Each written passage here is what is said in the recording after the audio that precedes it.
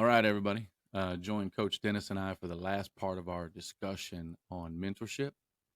In this part, we are going to dive into the mentor-mentee relationship.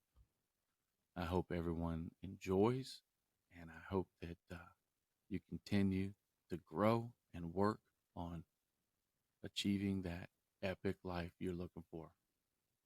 Until then, enjoy this and be epic. Right. And Yeah, and yeah, and you have to be very clear, first of all, on who you are, right? Now, prior to that, you're going to find a lot of mentors in a lot of different areas, and that's great, and that's fine. Um, they're going to help you, and hopefully, you find the mentor that can help you solidify what those core values are.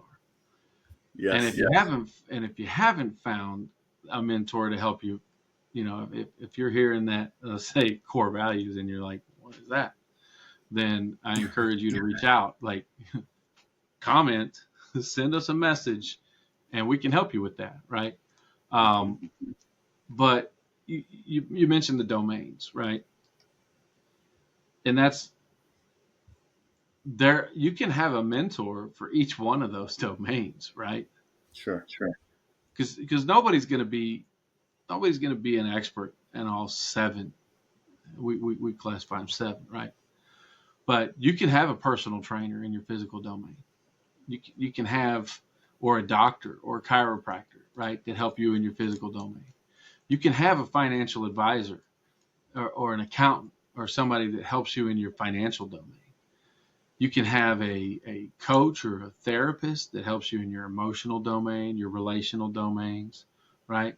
And a pastor that you trust for your spiritual domain and your service domain. And all that's fine, right? It doesn't have to be one person. But as you're choosing these different domain mentors, and you know who you are, you do have to make sure that when you're picking somebody, when you're choosing somebody to really learn from and grow from, you have to be sure that they're aligning, like the values are aligned, right? hmm Um, Otherwise, you're getting a teacher, right? That's different, right? The teacher's job is to teach and educate. And if that's what you're looking for, that's what you're looking for, which I guess is another warning or another area I would bring up for men. Don't be too quick to call a teacher a mentor. If a teacher's there to teach you a skill set, then that's what they're there for, right? And don't expect the emotional safety or sharing real life experiences, from them. Let them be a teacher, and don't put too much on them, right? Don't have any expectations of them, because their job is to teach and to educate, and that's not necessarily the role of the mentor, right? The mentor's goal is, as a mentor, as you become a mentor to somebody, I mean, you're looking at helping them uncover purpose and legacy in life. You're helping them really learn and grow from mistakes. You're helping them to avoid isolation, right? A mentor is somebody who's constantly checking in with you. Hey, man, I haven't heard from you in a while. You okay? You good? Um, I actually made a threat or a promise to a guy I was talking to this week that, hey, look, you choose to work with me, and I'm not gonna let you go lone wolf. You like to come in, you like to participate for a month, 2 months, 3 months, and then you disappear for a month, 2 months, 3 months.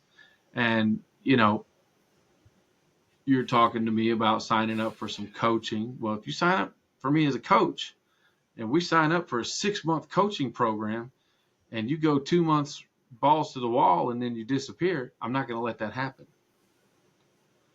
You still have a choice of whether or not you respond to me, but I'm going to be reaching out because I care, right? And the only reason you're going lone wolf is because you're falling back into comfort zones, right? That's what a mentor does. A mentor is going to challenge those comfort zones, and it's going to help you avoid that isolation, right? It's going to be somebody who's really connected. So I guess what I'm saying is be clear when you're choosing a mentor, be clear on or versus a teacher, right? Or somebody, an educator in a different in a specific area. Be clear on your expectations, right? A mentor mentee relationship, that's almost an agreed upon relationship there, right? We get mentoring from men in some unexpected ways. We weren't looking for it, and we realize, oh my God, this is what's happening. And then 9 times out of 10, like the story I shared at the very beginning, that's something you look back on and you're like, oh God, that's what that was, right?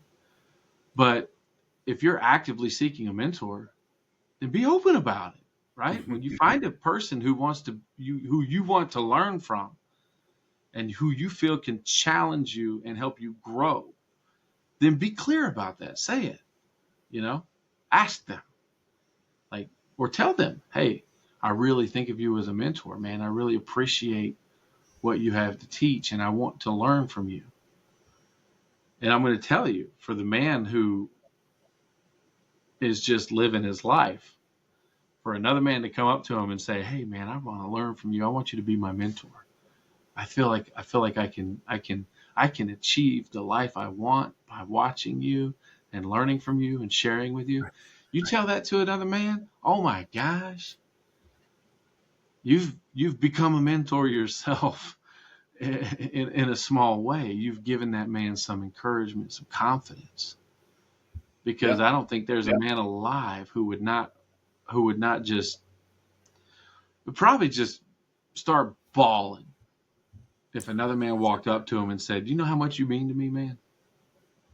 Do you know how much your life has shown me the life that I want and what I've learned from you?"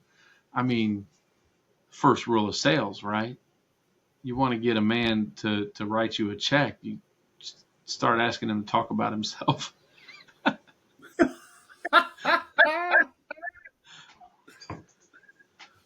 But Oh, I think it's very important that we make sure that it's a two-way relationship, right? It's a known relationship. yeah. Just like if you're a man who's accomplished some things in life, and you see somebody who you see promise in, and tell them, hey, I want to teach you this. I know you've got what it takes, and I see it in you. I see the potential, and I want to help you get there. Say it. Say it. We're so afraid of being vulnerable with each other. I'm going back to our last topic, but you know, Well, no, that's a good. I mean, our topics intertwine yeah, because we talk about the masculine men and and that's what we focus on, right? Building men up to be more masculine and redefining masculinity, or being out loud and outspoken about the true masculinity is a better way to put that. And that includes uh, having mentors. That includes being open and vulnerable. That includes having a tribe of men to support you in the many facets of your own life. It, that includes purposeful work. Some of the things we'll talk about in further podcasts. That includes the emotional side of that, of the release, the share, the absorption of emotions from um, with others. Um, it's super important that um, we become more vulnerable as we learn people. because it allows us growth. It allows them to trust us, um, and it builds them up within a purposeful or service domain, as we talk about in Epic Life. Because a man who listens and who is available for another man finds purpose in that, and it helps build them up in their day, and that's a win. A man who reaches out to another man and is received where he's at allows that man to continue to win at his day because he was on purpose to share. Yeah. And so I'm gonna mess the word up. Reciprocative. I know that's one of the words, but anyways, it's right. It's there's words in there that I use that start with an R, and it works. It is a relationship of reciprocity. There you go. It is. It is, right? Because if I call you up, Adam, like I had a really hard day and I just didn't make the right decisions and blah blah blah, you can sit back and go, yeah, I can feel that. Been there, done that. No, man, I've never experienced that. But tell me more. Right now, I've given you something to grow on just by Yeah. listening. But you've also let me work through it, right? Work through it. And now, when I've vomited all this out, behind that, you may share your experience. Hey, Dennis, when I went through that and how I conducted meetings and kept it at the exact time that necessary and kept people on task, I tried these techniques. Have you thought about that? Mind blown, right? Right? Yeah. Like, and it works. And that's the mentee relationship as it evolves. That's the having a tribe, having someone available. That's purposeful work, right? Being of service, right? That's, I mean, we can go down the hole. It's just, so what we want to do is encourage men to continue to gain self awareness of the needs, wants, and desires that align and misalign with your core values so you can act appropriately to take the steps necessary to engage and gain mentorship, to increase the size and purpose of your tribe that you surround yourself with so you can live your most epic life because you deserve that. It's Mm. all within you. Yeah. It's there. You just need sometimes someone to help you out, you to see and unlock that so you can find your full potential. Yeah. So in a sense, having a mentor helps you navigate between the possible and the narrative that you tell yourself about what's impossible. Mm-hmm. Yeah. Yeah. I like that. I like that. As you start to share life together and you have a mentor who is sharing their own failures, you can see a man who you're like, man, I want that life. He has got it. He's got the life. He's got the mindset. Like, that's who I want to be. And he's telling you about all of the failures that took him to that place, all of the failures that he made it through, that he learned from in his life. And you're like, oh, what? Oh, really? I know I wouldn't have guessed it. You know, Mm-hmm. there's a couple of things you learn there, right? You learn, number one, I'm not alone. But number two, you learn that life you want is possible for you. Yep. And how do you go? How do you go from thinking everything is a failure in your life and the thing you want is unattainable, the legacy you want is unattainable? How do you go from that to actually seeing and believing and realizing that it's not unattainable? That's possible for you, right? And that's what was so amazing for me in the mentors that I've had. When I come to them for that education and that mentorship, I have them on a pedestal. And too often in life, when we have a person on the pedestal and we start to see the reality and the life that they've actually lived versus what we've fantasized about, that pedestal gets kicked out from under them, and it's like, at times it's devastating, right? I think the most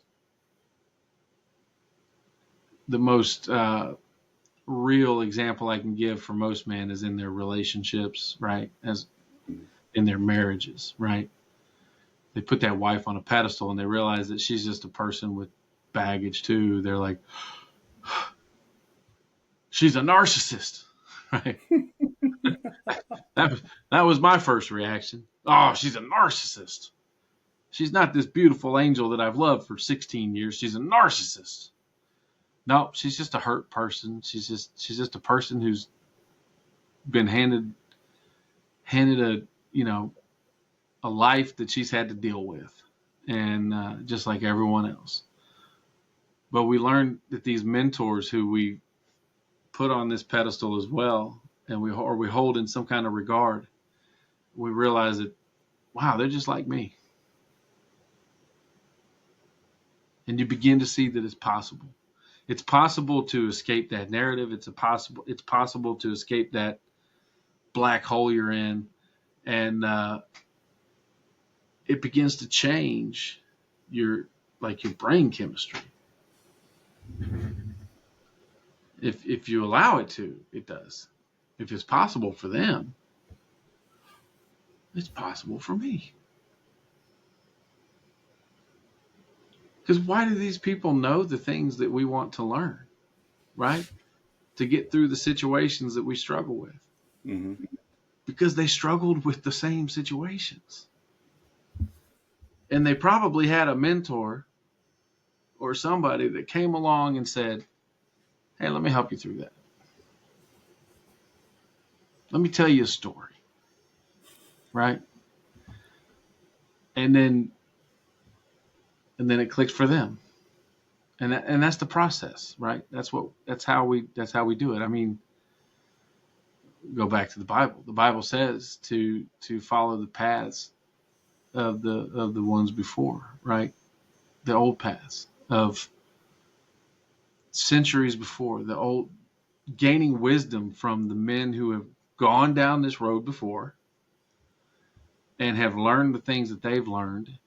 And that's a wisdom that will never die. That is a legacy that will never die. It stands the test of time. So finding a mentor to give you that just shows you that, hey, everybody goes through some stuff.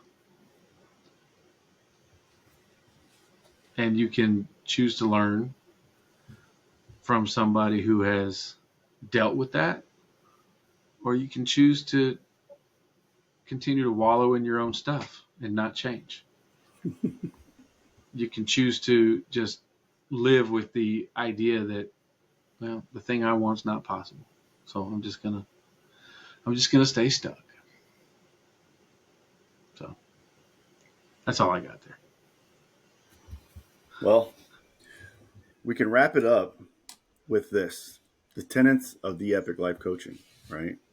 A mentor empowers you within your core values to strive towards a goal of your own. A mentor helps you find purpose in what you're seeking to obtain. A mentor keeps you aligned with your integrity by holding you accountable to what you desire. And a mentor increases the size of your community to support you, to help you obtain what you want to achieve. The Epic Life Coaching. That's right. At the Epic Life Coaching. That's what was going on in my head, right? On Instagram, on TikTok. We're on Facebook. Check us out on this channel right here. Follow. Yeah. Subscribe to this Comment down channel. below. Yeah. We got more conversations to come.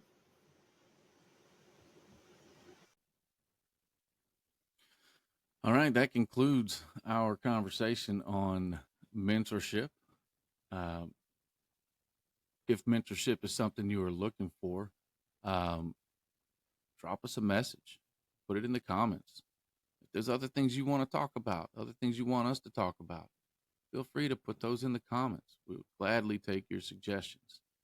If you want to get deeper, check us out at theepiclifecoaching.com. Check out our YouTube channel at The Epic Life Coach. Send us a message. Schedule a call with one of us. You want to be a part of this tribe? It's easy. Got to reach out. We're here for you. Until then, stay epic.